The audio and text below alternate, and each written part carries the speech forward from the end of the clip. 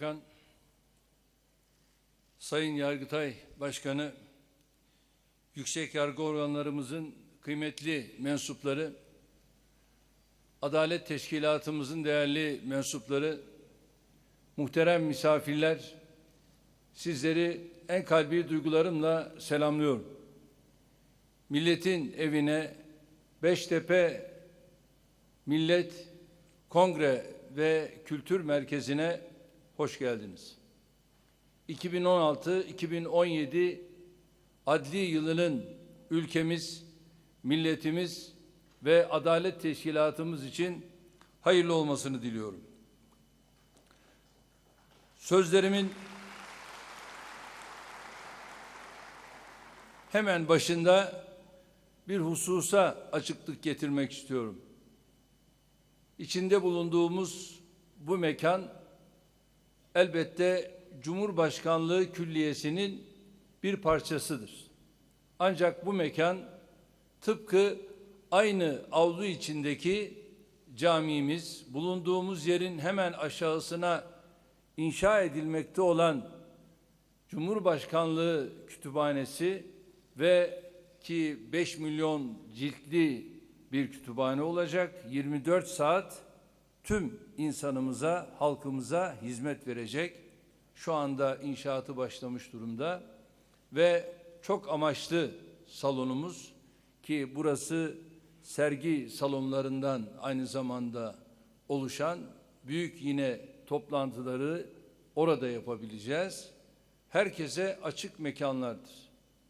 Cumhurbaşkanlığının kendi çalışma alanları üst tarafımızda bulunan 3 bloktan ibarettir.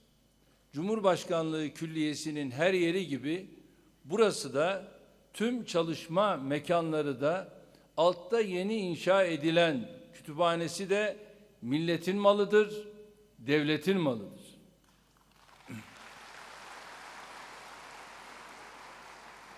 Bizler görev süremiz boyunca çalışmalarımızı burada yürütmekle mükellefiz. Bizden sonra gelecekler de aynı şekilde bu mekanları kullanmayı sürdürecekler. Kongre ve Kültür Merkezimiz Ankara'da neredeyse her toplantımızda hissettiğimiz önemli bir eksikliği gidermek üzere planlanmış ve inşa edilmiştir. Ankara'mızda bakıyorsunuz çaplı toplantıları yapabilecek salonlarımız yoktu. Son senelerde böyle 500 kişilik, 1000 kişilik, 2000, 3000 kişilik toplantıları yapabilecek salonlar daha yeni yapıldı. Burası başkent. Başkentimizde böyle bir eksikliğin giderilmesi bizim için önemliydi. Bunun için hele hele bakanlıklar, kamu kurum ve kuruluşlarının bu ihtiyacını gidermek için de İstanbul, Ankara gibi bir yerde bir opera binası yok. Ama şu anda bu bina aynı zamanda bir opera binası işlevini de görebilecek kabiliyete, tasarıma sahiptir. Bu mekanın projesi üzerinde çalışırken Ankara'daki bu büyük çaplı toplantı ve sahne gösterisi ihtiyacını karşılayacak, ülkemize ve milletimize yakışır bir eser olmasına özen gösterdik. Kongre ve Kültür Merkezimiz artık bugün olduğu gibi tüm kamu kurumlarının geniş katılımlı toplantılarına ve önemli organizasyonlarına ev sahipliği yapacaktır. Nitekim Yargıtay Başkanımız, şayet adli yıl açılışı burada yapılmasaydı, alternatifinin bir otelin -2. kattaki salonu olduğunu ifade etmişti ki 600 kişilik bir salon. Şu anda bu salonumuzda 1500 civarında bir katılım söz konusu. Burada böyle bir kongre ve kültür merkezinin devletin kurumlarının emrinde olduğunu kendilerine ifade etmek suretiyle buraya davet ettik ve burada bugün bu toplantıyı bu şekilde yapıyoruz. Hayırlı olsun. Millet adına görev yapan yargının milletin mekanında adli yıl açılış töreni yapması yargı bağımsızlığına gölge düşürmez. Tam tersine yargı bağımsızlığını güçlendirir. Bugün bu toplantıya iştirak eden Sayın Başbakan'a ve Sayın Milliyetçi Hareket Partisi Genel Başkanı'na ve diğer davetlilere şükranlarımı sunuyorum. Bir kez daha milletin mekanına hoş geldiniz diyorum.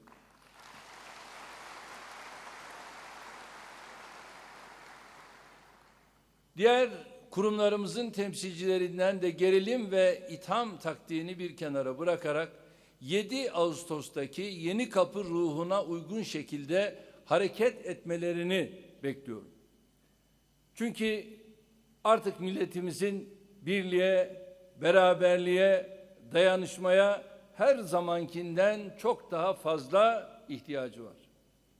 Değerli misafirler, Türkiye 15 Temmuz darbe girişimi sırasında ve sonrasında dostunu, düşmanını, yanında olanı, karşısında olanı, özellikle pusuda bekleyenleri büyük ölçüde görmüş ve tanımıştır.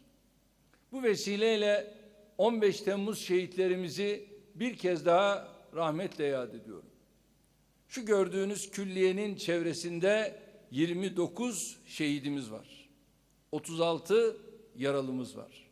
Ve burası F-16'larla bombalandı, helikopterlerle burası tarandı. 15 Temmuz gazilerimize de Allah'tan şifalar diliyorum. O gece destan yazan milletimize ne söylesek, ne yapsak minnetimizi ifade edemeyiz. Bu millet büyük bir millet. Gerçekten sorumluluğumuzu çok daha artıran bir millet ve ben milletimle iftihar ediyorum.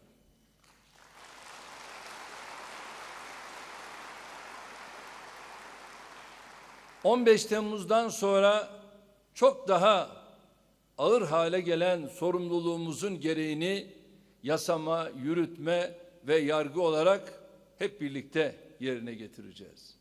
Türk milleti gerçekten çok büyük, çok asil ve her türlü hürmeti, her türlü hizmeti hak eden bir millettir. Dünyada istiklali ve istikbali için en modern silahların karşısına çıkıp dimdik durabilecek cesarete sahip başka bir millet var mıdır? Doğrusu ben görmedim, bilmiyorum. Ama bu millet 15 Temmuz gecesi işte bunu gösterdi. 15 Temmuz gecesi en iyi sınavı veren kurumlarımızdan biri de Adalet Teşkilatımızdır. Darbe girişiminin tespitiyle birlikte hızla harekete geçen, ilk andan itibaren tüm çalışmaları hukuka uygun şekilde yürüten ve anında açıklamalarını yapmak suretiyle yargı olarak, hukuk olarak gereği neyse yapılacaktır ve yaptıklarınız hukuka aykırıdır, yasalarımıza aykırıdır demek suretiyle ilk mesajlarını vermiş ve böylece yargı kapısının arkasına girip gizlenmemiştir. Bu tavır çok önemliydi. Savcılarımıza teşekkür ediyorum. Hakimlerimize teşekkür ediyorum.